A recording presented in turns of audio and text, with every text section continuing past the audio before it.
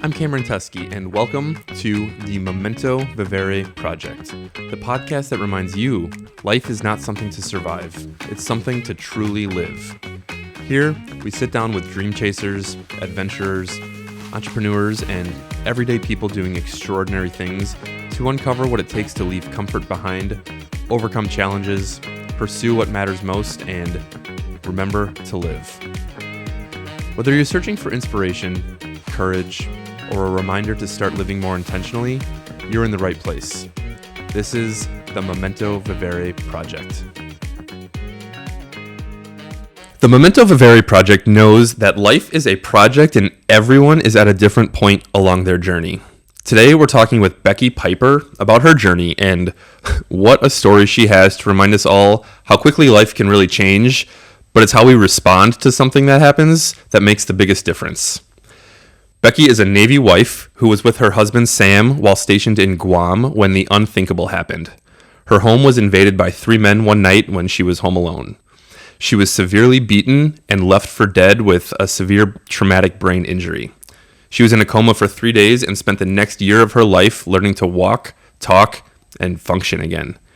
Today, almost 13 years later, she lives in the wilds of the Colorado Rockies with her husband, who's been by her side through the worst of times. And she just told me that she's moving to Wyoming in a week, so she's cramming this in before she has to pack up her house. So I appreciate her spending the time here. So while she's in Colorado or eventually Wyoming, she spends her time coaching endurance athletes and para-athletes alike in swim, bike, and run at her business Progression Endurance Training. And when she isn't training herself, she loves to bake sourdough, learn to snowboard, and walk her dog, Ralphie.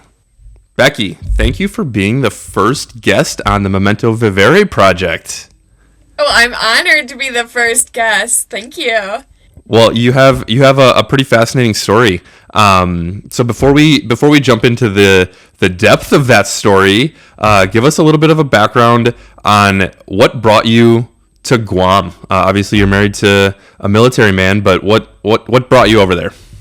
So, after our first duty station, which was in San Diego, Sam was able to choose 3 stations that he would want to be stationed at. There's no guarantee you're going to get any of them. So he chose Hawaii, Washington State, and Guam. And nobody really wants to go to Guam except us because we're weird. So the Navy was like, you want to go to Guam? Okay, you can go to Guam. So we packed up our life, and Sam went over to Virginia to learn how to do the stuff he was going to do on a boat. I don't know. And then we headed out to Guam. So, yeah. And while you were in Guam, it sounded like you were already living life to the fullest. You were going on these runs, you were hiking Guam, you were doing all of the amazing things that the beauty of Guam has to offer. So what was life like in Guam when you first got there? And I'm sure there's some sort of a cultural acclimation to it also. What was moving to Guam like for you? Well, we went from the drier-ish San Diego temperate climate to living 5 degrees below the equator. So it was really hot, and it had a rainy season and a dry season, and it rained in both. So it was basically a jungle. So it was so much fun and so much dirt everywhere. I got into triathlons out there. Because a Navy guy that I knew said that he could do Xterra, which is an extreme off-road triathlon, better than me because I'm a girl, and I was like, 2 questions. What makes you think you can do it better because I'm a girl, and what is a triathlon? So I am very stubborn and spiteful, so I had to train for that. I ended up making the world championships of Xterra, and I was just about ready to start training for that in Guam. And you made that championship And you didn't even know what a triathlon was shortly before that, for the most part. Like 6 months before. That's an impressive. That's impressive. It was, yeah. I was very stubborn. Yeah. So you were doing all of these things, and then your life changed. Yeah. In a drastic way. So.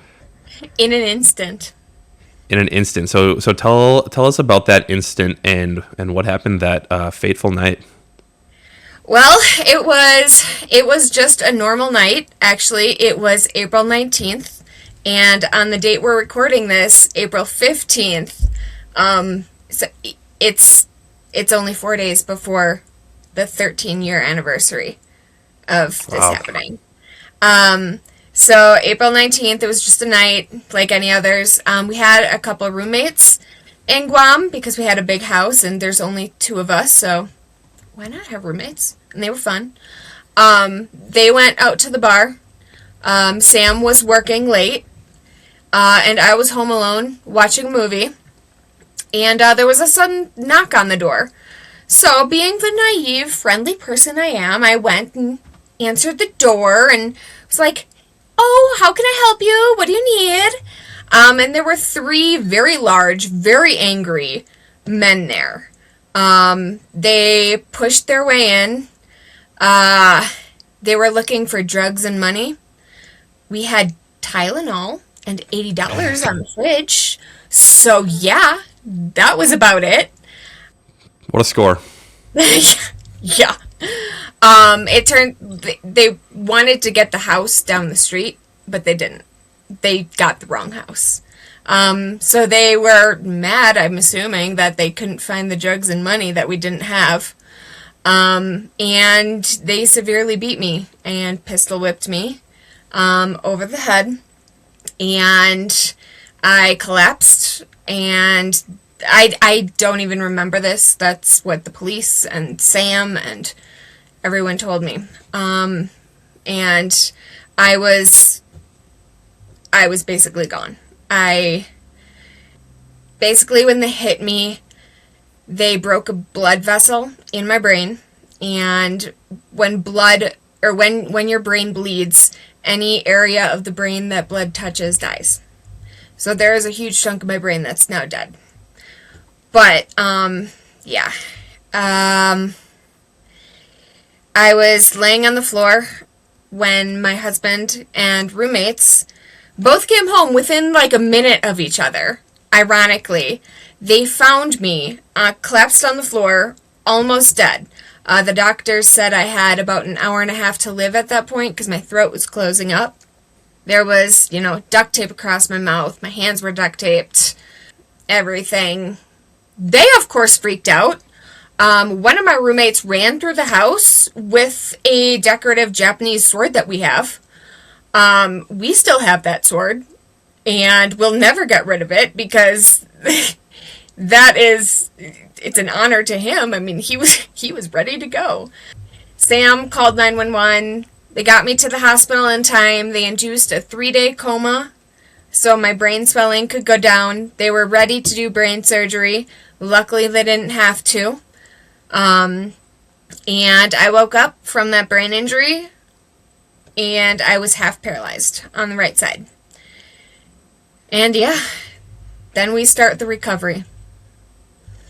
And I'm sure a recovery journey like no other, trying to, at, how old were you? Give or take 30? Some? 20, late 20s? I think 27. Okay, so at 27 years old, you need to relearn how to talk, how to walk, how to eat again. I actually saw an interview that Sam did with some endurance video company, Next Up, I believe. And he was in some sort of a dark humor kind of way talking about how you came out of that coma trying to communicate and he's not understanding you, and then somehow you clearly said, well, try harder. And that was the moment Sam knew it was going to be okay. Yeah. So you say angrily at him, try harder. So you come out of this coma. Do you remember coming out of that, and what were some of your first thoughts where you can't people aren't understanding what you're trying to say. You can't move part of your body. You can't get up and walk. What were you laying there thinking? I was thinking, well, what do you mean I can't walk? I have a 50-mile race to do in a week. Come on, we gotta go. I have to run. I have to use both legs. And I'm sure it was that stubborn mindset that really propelled you to give everything you possibly have to recovery, because when you came out, I'm sure those doctors said you're never going to walk again. Oh, they did. They said I wouldn't walk. I probably wouldn't talk. I would be in a wheelchair for my entire life. I've since found out that in a wheelchair doesn't really mean in a wheelchair. There's so much that wheelchair people are able to do, but I'm not in a wheelchair. I can walk just fine. Well, not just fine. I walk a little slower and a little hip hikier, but you know. You're walking. Yeah. So how long after you woke up, when did you take your first unassisted step after that? Ooh, unassisted, I don't know. I was still mostly leaning on people. I know I could take unassisted steps. About a month and a half later, I remember the first time I took assisted steps. There is video of it. I talk really quietly. I am not really able to walk, to move my leg on the right side. I have a physical therapist there kicking my right leg along so I could get the movement. And I walked like 20 feet. And how long after that, after you woke up, was that? 2 weeks, maybe 3 weeks. That seems to me to be wildly impressive after being told you're not going to do these things ever. Yeah, I was really stubborn. Yeah. I also learned to tie my shoes one-handed before then, because the only person that was able or was allowed to tie my shoes was Sam. And Sam was like, you can do this. You can do this on your own. And I'm like, fine. I'm going to learn to tie my shoes one-handed. In order to be stubborn, I'm sure you also needed to keep some sort of a positive outlook. So, like, how did you deal with so much frustration and probably sadness and devastation and some thoughts, I'm sure, of like, why me? But in order to keep going, you still needed to have some positivity and good stubbornness. So how did you kind of keep that going? I really don't know. I know I hit times that I was really sad, really depressed. I still hit times that I'm really sad and really depressed. I still have anxiety. I still have nightmares, PTSD. And I had all that then. But I went through minute by minute. And I was like, okay, small victories. I took a step. That's great. That's victory. I get a cookie. And then on the next day I did another 2 steps. That's great. Now I get coffee. Yeah. So it was really just minute by minute, day by day. Look for the small victories. And during your entire recovery, are you still living in Guam, or did you come back stateside?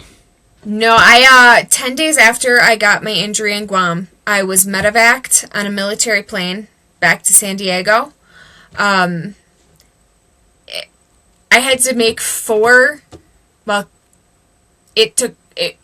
locations, because they refused to medevac me all in one shot. They flew me to Japan, and then from Japan, they flew me to Hawaii. And I'm still bitter that I couldn't see anything in Hawaii that time, because I love Hawaii. And then they flew me to San Diego. And then I was in San Diego Naval Hospital for a week, 2 weeks, before I was transferred over to Scripps Memorial Hospital in Encinitas, where I started super intensive brain injury day treatment after I finished inpatient there. So even just getting to your therapy was one heck of a journey. Oh, yeah. Yeah, it was. So you are doing physical therapy. You are relearning to talk, relearning to do everything, tie your shoes one-handed. But then eventually you walk, you eventually run, and then you complete a 70.3 Ironman in Colorado. So I'm not sure if that's like the epitome of stubbornness, or how do you even get there from where you were on April 19th, 13 years ago, to running an Ironman? Day by day, step by step, going through the motions.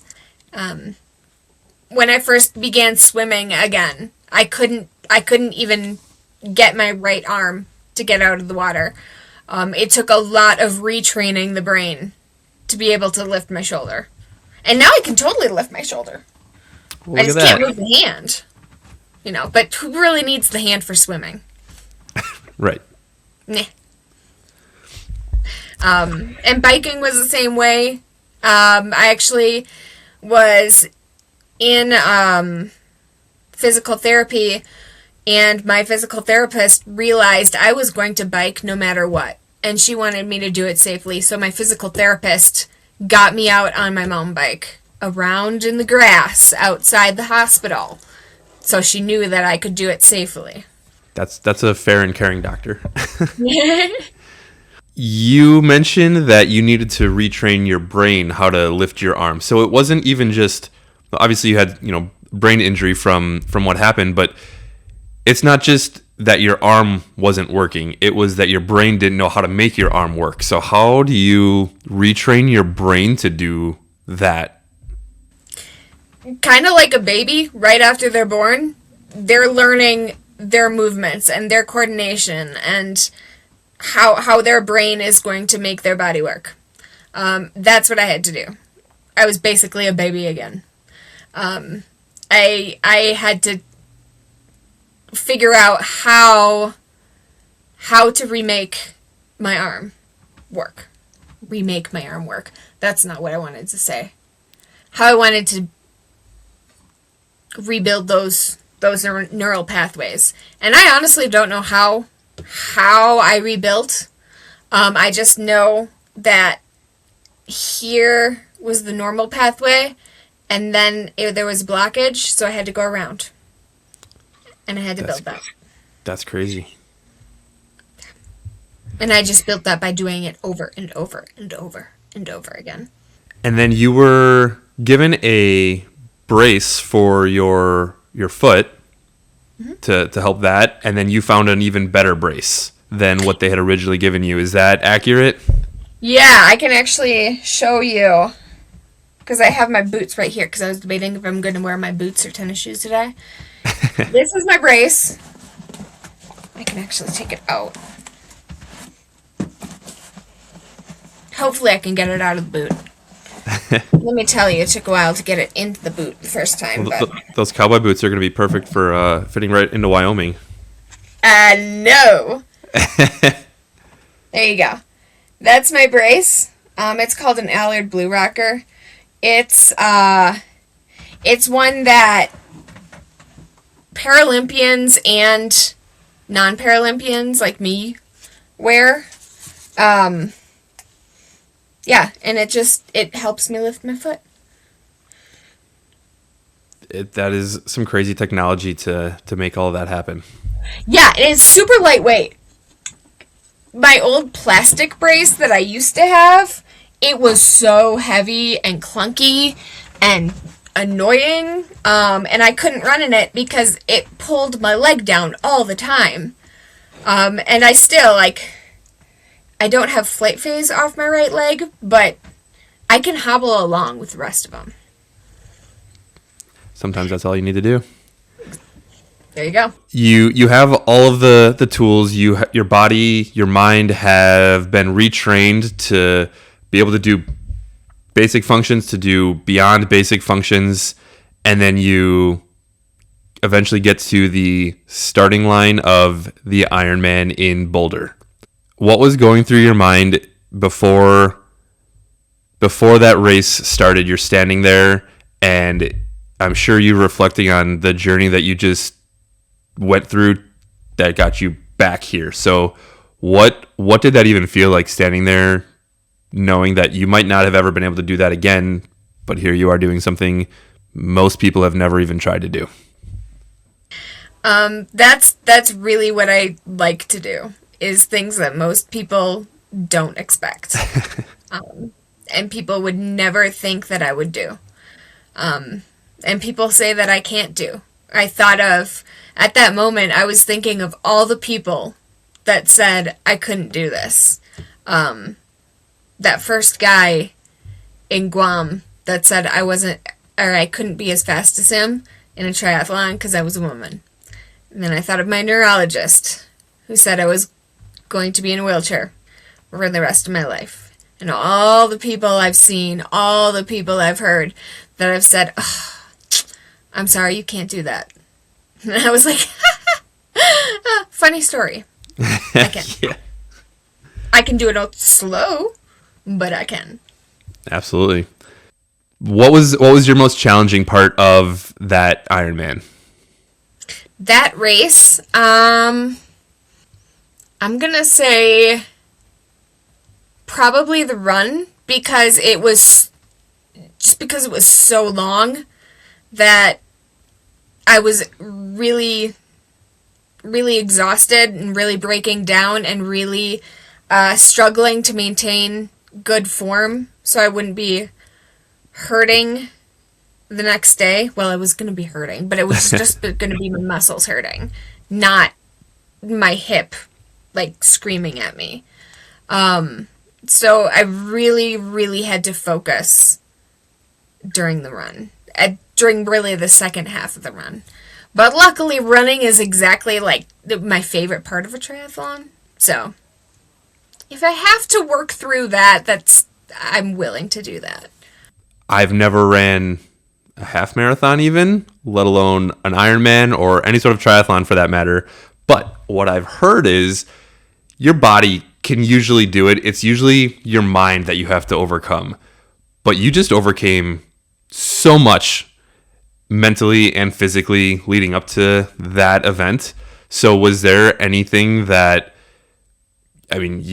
was there a mental game that you still had to play, or were you like, nope, I've overcome literally death right now to be here, so this is exactly where I need to be?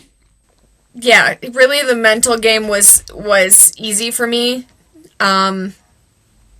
because, yeah, exactly, I'd overcome death, I'd done the work, now I was just gonna go get a prize medal. You have accomplished and completed many different races and events and triathlons.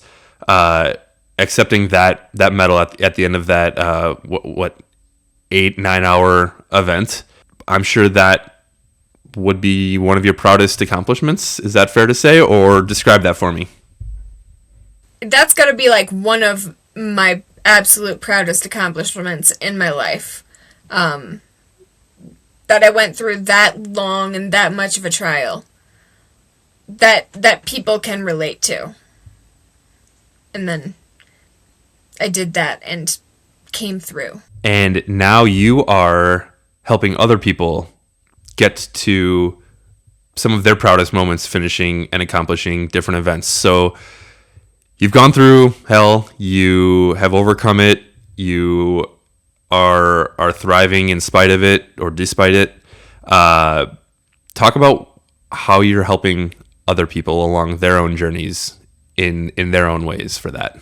Well, I think the biggest people I help are not necessarily people that I coach. They're more so people that hear my story and they think, oh my goodness, I'm so sorry. I feel so bad for you. And I'm like,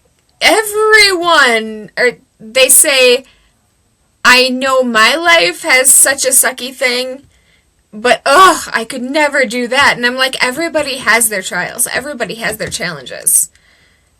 Just because I went through hell does not mean I could go through things that you are going through. I would pretty much end up a blob on the floor, crying in a puddle. We all have different strengths. That's very true. And everyone obviously has overcome their own worst moments, and everyone's worst moments look different than anyone else's worst moments. So Yeah.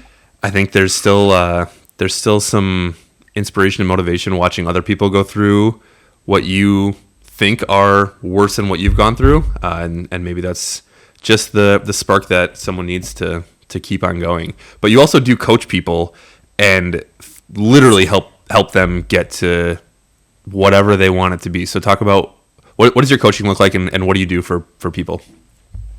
My coaching is it's all virtual. I have a virtual platform. It's called Final Surge. And I am able to figure out and coach people through their trials and through what's hanging them up. For example, I have a guy who runs long distance. I think his goal is a 24-hour run. I have not taken that on yet. I'm not saying I never will, but I can't do it now. And figuring out what he is doing that is hurting him, and then working it through, working the problem, coming through so he's running unpainfully. Unpainfully? Sure, we're going to say that's a word. Sometimes the best thing is just to make up words that work. Yeah, also besides the brain, with the brain injury, I have expressive aphasia from it, which basically means my brain can't always figure out the right words, if you can't tell.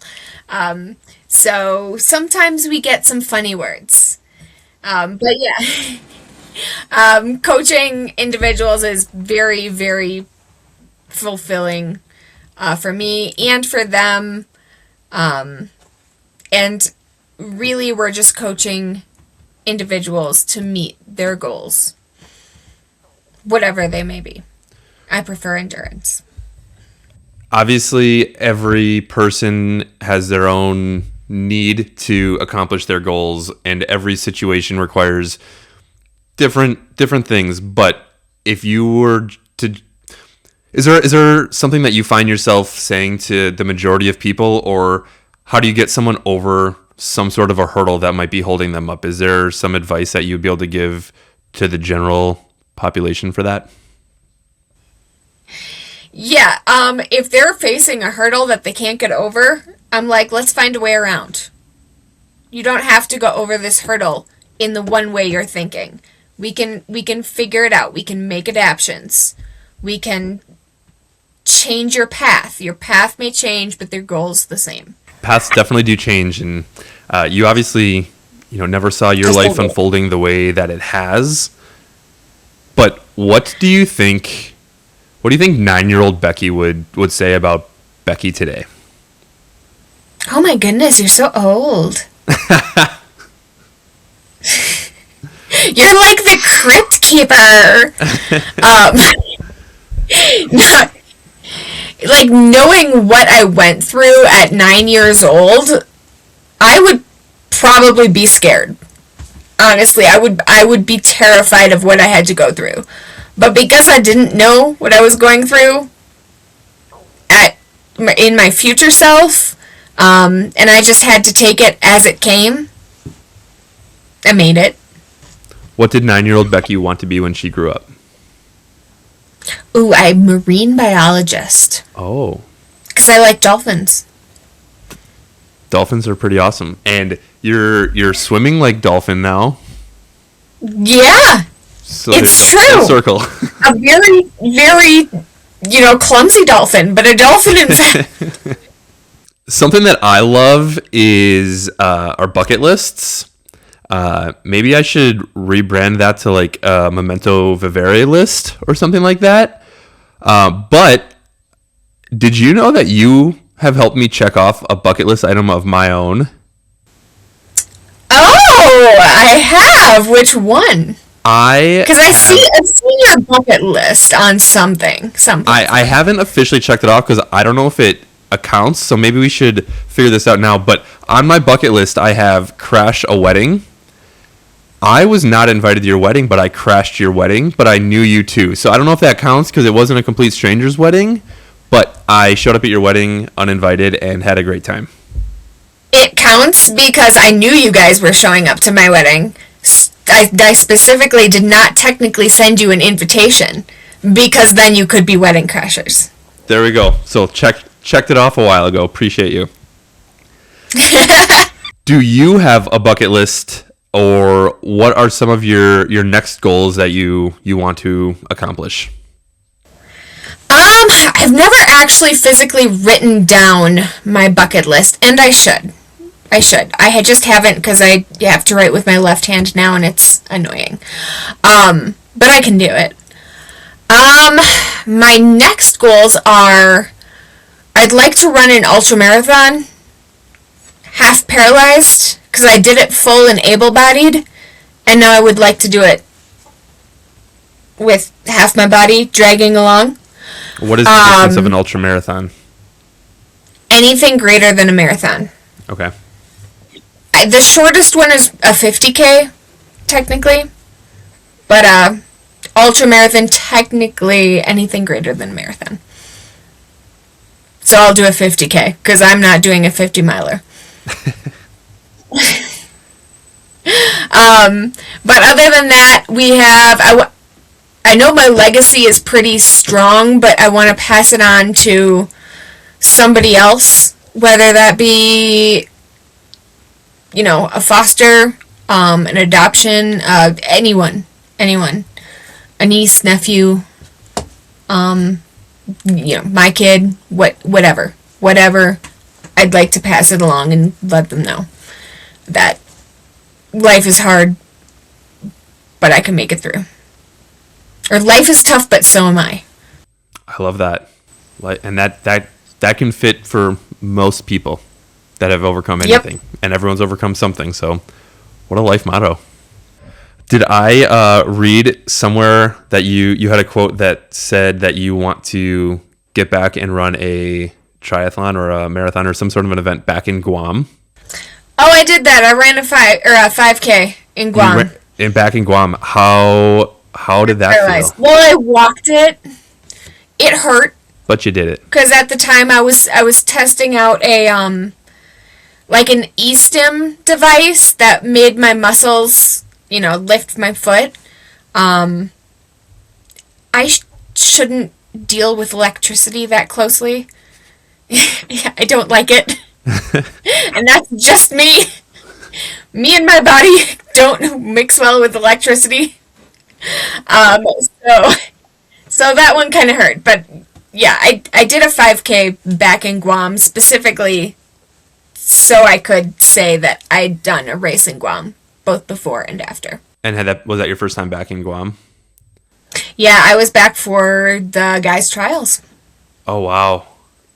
Yeah, they got convicted. So you saw a conviction, and then you also completed an event there. That's one heck of a trip. Yes. Yep.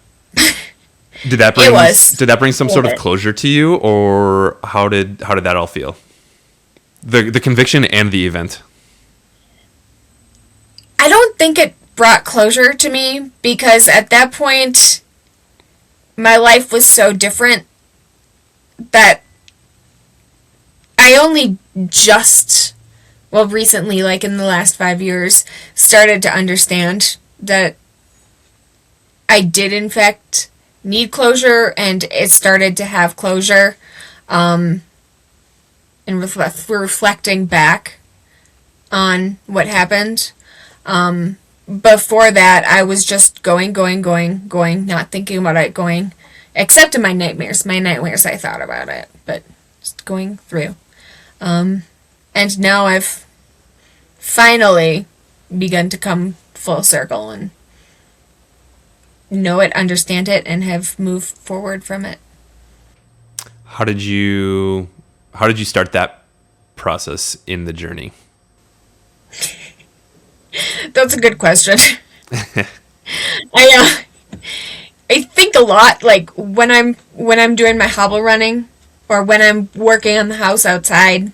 I'm always thinking and reflecting, and mentally like improving on myself. So one day I was just like, I think it's time. I think it's time. Well, you have come a long way, and yeah, you've made the most out of your time when your time was almost up. So new outlook, and you're doing some pretty amazing things. So thank you so much for sharing your story. Thank you for your journey, and yeah, I appreciate you sitting down and talking through this, and keep being awesome. And I love following. I started following it right away when the news broke 13 years ago, and continue to follow through the conviction and just your journey along the way. So I appreciate you, and thank you for sharing here. Thank you so much. Yeah, and best of luck on the move, and hopefully all the packing goes well and everything's smooth. Hopefully it is. Yeah. If it's not, we've moved like cross state, cross country, like in the teens number of times. Oh wow. So you're pros. We can take it. There you go. I guess silly question, is this a Navy move, and is there a Navy in Wyoming or a base in Wyoming? That seems pretty landlocked. No. This move is it's my husband's job.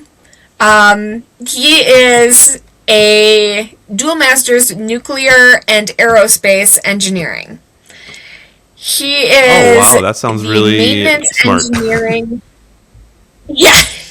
Yeah, he's a nerd. I love him. He is the maintenance engineering lead at the first of its kind nuclear reactor. And they've never built it in the United States before. So he is. We're gonna move to Wyoming where they're building it, and he's going to, I don't know, design maintenance stuff. He's gonna make sure the Navy or the nuclear is all cool. But he is still in the Navy. He's in the reserves, mainly for healthcare because I always break myself because I am now super clumsy because I can't, walk like normal, but I think I can. So it That's happens. a whole different challenge then. Oh yeah. Yeah. It's I remember one time when I was paracycling. I was in the Paralympic pipeline for the Paralympics, and we were at a camp, and I was walking on a curb talking to Sam, and I'm like, I'm gonna fall off here at this intense cycling camp. I'm going to fall walking. So I got off that curb. Self-awareness. Yeah, it's something I'm supposed to have. I'm working on that. Yeah. Well, yeah, you keep working on that and keep taking care of yourself and keep pushing yourself at the same time. Oh, I will. Always do. Love it. Awesome. Well, thank you so much again, Becky.